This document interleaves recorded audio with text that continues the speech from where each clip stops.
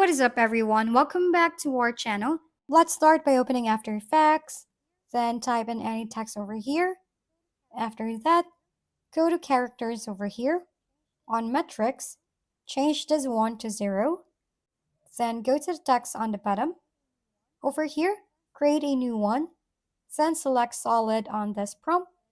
Then put this one on the top of the main text. Then head over to the Effects and Preset. Then search for Element. On the left side, you will see here the element. From here, go to Custom Layers. On Path Layer 1, select your main word.